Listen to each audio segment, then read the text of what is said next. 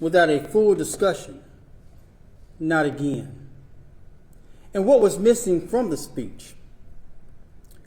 Will we cut Medicaid to those who need it? Will we not extend Medicaid for 12-month postpartum care for Arkansas mothers?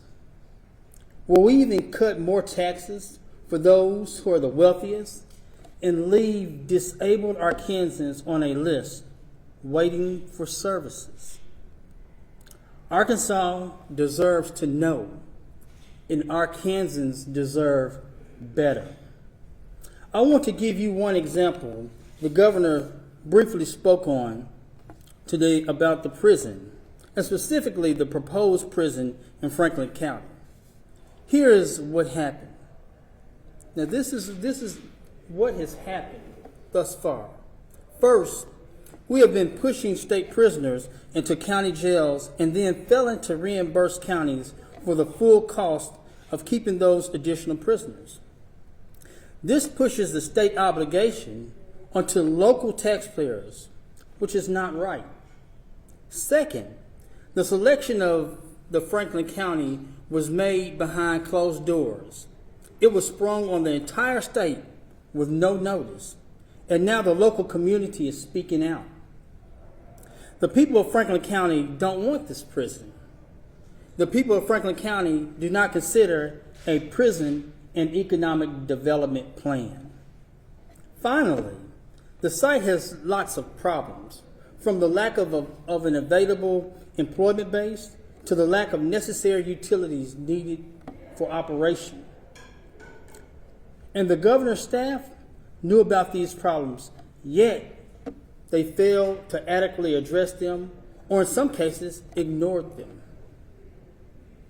And to top this off, we are still waiting for the final figure of the new facility.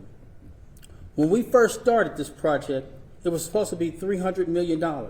And soon we were told it was $470 million.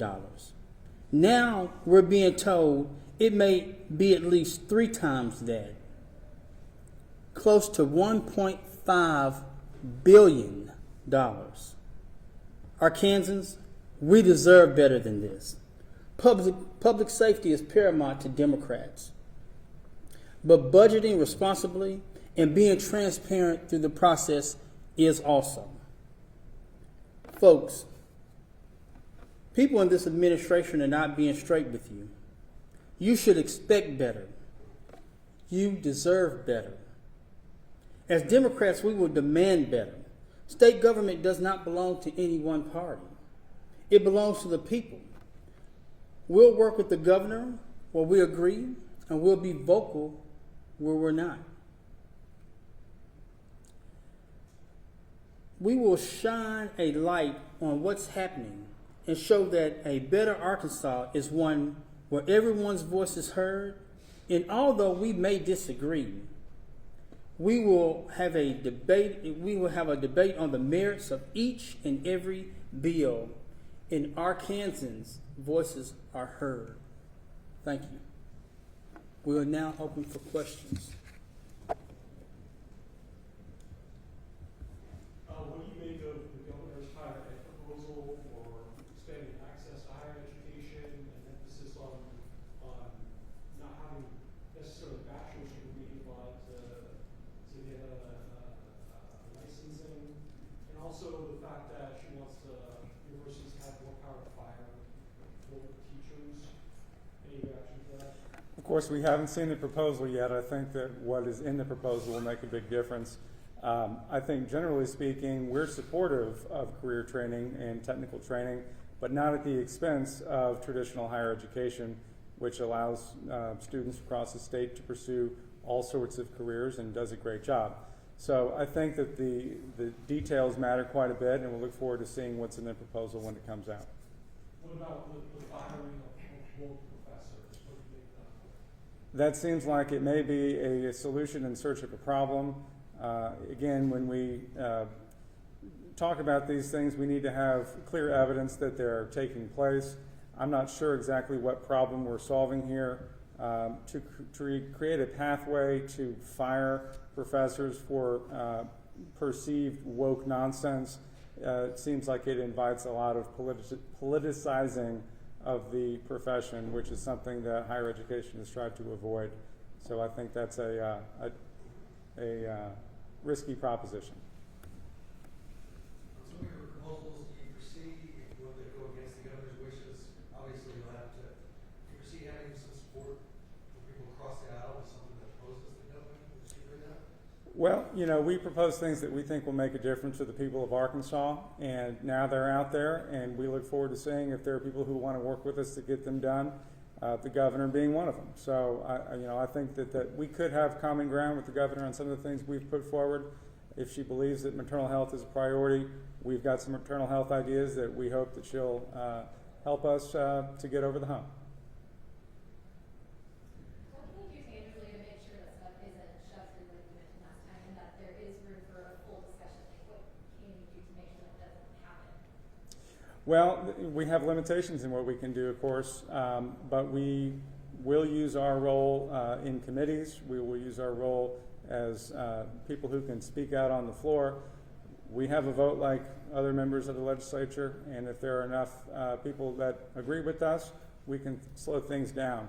Obviously, the public has an important role to play too. I think when the public provides feedback that they want a more deliberate process, that will be heard, and whether it's acted on or not remains to be seen. You all have already proposed legislation related to online safety, social media, things like that. That governor said that's a priority. I guess, as to your understanding, what are the differences or similarities between those two? Sure. Well, so we proposed two bills that are Arkansas versions of federal bills that have been stalled in Congress. They're bipartisan. They've passed in large, overwhelming majorities by at least one house of Congress. But as you know, it's difficult to get things all the way done in Congress. So I think that those should enjoy bipartisan support in Arkansas as well. What she's proposing is more narrowly limited, it sounds like, to cell phones in schools, and then there may be some adjustments to the law that we passed last session regarding social media. So slightly different in emphasis. But I do think, generally speaking, Democrats certainly share an interest in making sure that kids' mental health is protected. And so we're going to do what we can and what we believe is going to be helpful to move the needle forward on that. I think some of the proposals that she talked about probably would be helpful, and they may enjoy bipartisan support. We may support those. We'll have to see again what is specifically in the legislation when it's proposed. So one of the first things that the governor said was that the economy is up, crime is down, and education is improving. Is that the case? Is that true? As you know, a lot of these things have many different drivers. For example, crime is down, no question about it. However, the Protect Arkansas Act is not fully in effect. Most of the impact of the Protect Arkansas Act is not yet felt. So crime is down for some other reasons. We have national factors that affect the economy and crime as well. And so I think those are big drivers in both of those areas. As far as the proof that education is improving, I'd be interested to see it. Circling back, what is your response to using medical marijuana funds to fund free breakfast in Arkansas? I think that's very positive. I think we have obviously a huge hunger crisis in our state, particularly among kids. Anything we can do to help alleviate that is a good thing. Free breakfast and lunch is something that is proven to have a big impact on kids' educational achievement as well as their health. So I'm fully supportive of that. Summer EBT has been another good thing for the state. So I think we were pleased about those proposals. Just back here, sorry. The governor mentioned that she, in her legislation process, she's cut taxes down about 3 times. In one of you guys' speech, it was talked about cutting it from the wealthy. So was there something that she didn't cut before to alleviate the pain for those for less income or help them out even more in groceries and other things in life compared to the routine? So when we cut the top income tax rate, the people who primarily benefit from that, given the way our tax structure is set up, are the wealthy. There are other ways that we can provide tax relief that working class, middle class people will feel it more. And cutting the grocery tax actually is one of those ideas. That will help people in the working class and middle class in a way that cutting that top income tax rate just won't do. So when we cut that top tax rate, that makes it more difficult for us to find the resources for other important priorities, including tax relief for working families who need it. Anything else? Thank you all.